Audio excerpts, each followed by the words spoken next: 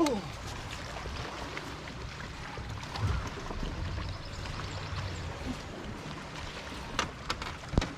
That was ugly, but that's a good one.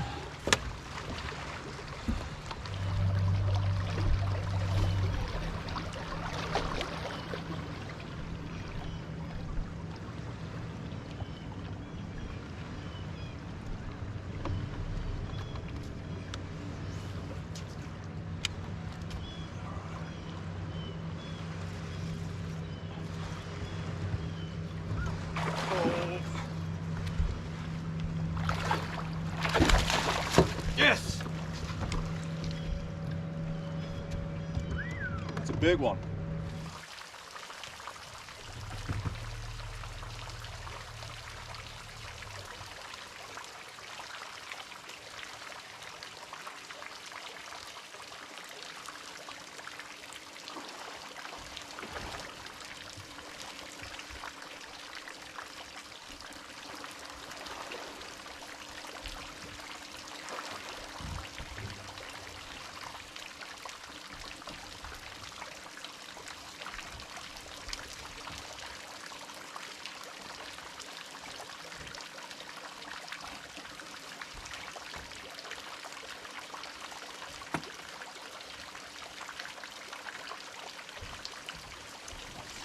Today's video is brought to you by the Deep Dive app. This has had an amazing new update. As you guys know, I love the water clarity feature. As you can see right here, we're looking at Grand Lake, which just had a whole pile of rain come into it. It went from being really clear to having a lot of dirty water coming in the bottom end of it. Just an amazing feature to be able to determine where the clear water is versus the muddy water. So Deep Dive has just also introduced Stream Flow. Now this is a really cool feature that shows all of the water input coming into certain reservoirs and the amount of water coming in. So they measure it in cubic feet per second. You can see in this case, this is just a small creek, but then you can see the projected as well as the previous flows. If we move up the lake here, get into one of the larger rivers coming in, you can see here that we've got 490 cubic feet per second. And then it shows you that there's not much of a change expected. Now, if there's some rainfall coming, I'm sure those projections will change. If we scoot on over here to take a look at Kentucky Lake and Barkley Lake, much larger river systems, the Tennessee River, you can see what the projected outflow is going to be there, 28,000 cubic feet per second. Go check the Cumberland River here. We got 9.4 thousand cubic feet per second. Just an amazing feature that allows you to see all of the different water flows coming into the different parts of the lake. You can see which ones might be the most affected, which ones won't be affected, see what the projected outflow schedules are. A major feature to help you catch more fish. And that's on top of some of the other new features like the wind effects. Now, the wind effects is really cool because we've had wind effects as part of the app in the past, but all it did is show where the wind was hitting the shoreline the most, as you can see from the dots, the orange and bright red dots, which indicate where the wind is really striking. But now the wind feature also indicates what the wave action is like on the lake itself. So some of the features you're going to get from this is determining where to get from place to place safely by avoiding the heavy, rough water conditions.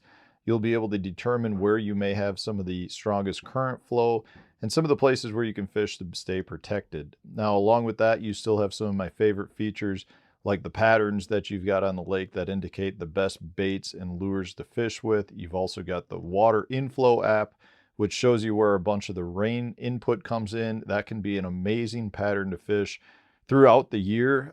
Just a great feature to have. So many positive features anytime you're fishing or using the Deep Dive app. Just points you in the right direction to catch more fish. Whether you're a tournament angler or a local fun fisherman that's just out to catch a few fish, the Deep Dive app will help you catch more fish next time you're out on the water. Hey everyone, welcome back to the channel. Thanks for tuning in for another episode. Today we're going to revert back to an old series that I used to do called Deconstructing blank, whatever bait it is. So we pick a certain type of bait, a certain technique, and we deconstruct it and go through all of the different components of that bait, deconstruct it, and tell you all about why each one plays a critical role. So today we're going to deconstruct a vibrating jig and kind of walk you through all of the important components that go into these baits and try to point out the differences that might actually help you pick the right one under the certain different conditions that you're fishing. So today we're going to deconstruct this guy right here. This is a Berkeley slobber knocker. We're going to deconstruct the vibrating jig. So this is the one that I happen to grab off my desk over here. Lots of really good ones on the market, and we've actually just seen some really nice launches from like some smaller versions. Z-Man just came out with I think it's called the mini jackhammer or the mini max jackhammer, something along those lines. But there's a lot of good ones on the market, and the reason I wanted to do this video is because we're going to see a lot more good ones start coming out on the market. My understanding is the Z-Man patent is up on their connection point with respect to the chatterbaits. And from that standpoint, you're seeing a lot of other companies come out with versions of a vibrating jig. And there's a lot of good ones already on the market, but there's going to be a lot more coming. And based on what I'm seeing already, there's a whole bunch of different versions and variations. And that's why I thought doing this video would be helpful, so that when you see some of these different ones come out, you might be able to look at it and say, well, this will be good under these circumstances, or maybe on this lake for these reasons. All right, so let's take a look at this guy right here. Now, we're just going to start from the top of the bait and work our way down. Obviously, with your vibrating jigs, you're going to have some form of metal lip. Lots of different variations at this point.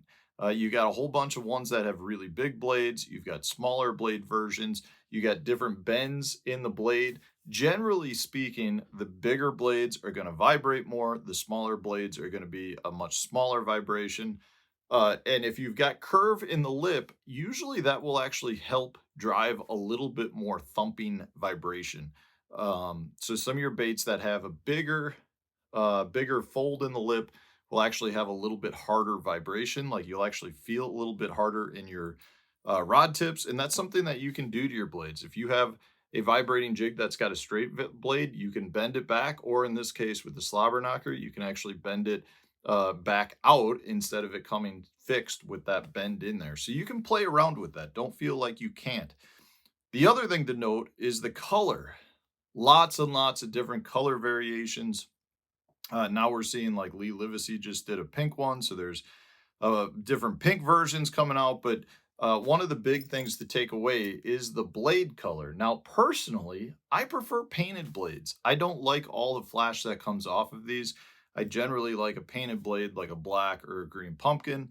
Personal preference. A lot of people like the flash and they go with a chrome or a gold blade as well. But that's something to just keep in mind. If you're fishing really clear water, sometimes that vibration and kicking off the different flash may or may not help you. If you're in dirty water, you may or may not want it, but that's something to keep in mind.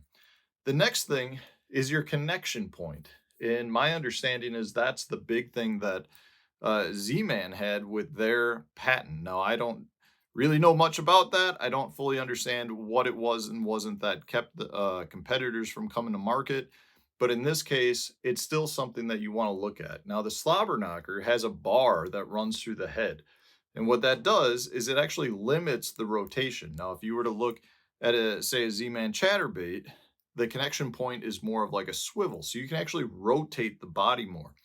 The reason I want to point that out is if you're fishing certain cover types, you may want one over the other.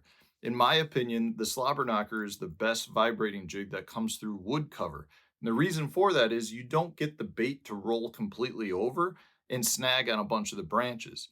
If you're fishing, around grass, you may not really care that much, and you may actually want more of that rotation. Or if you're fishing in open water and you're not bumping off cover, you may want that rotation just to get some of that side-to-side movement.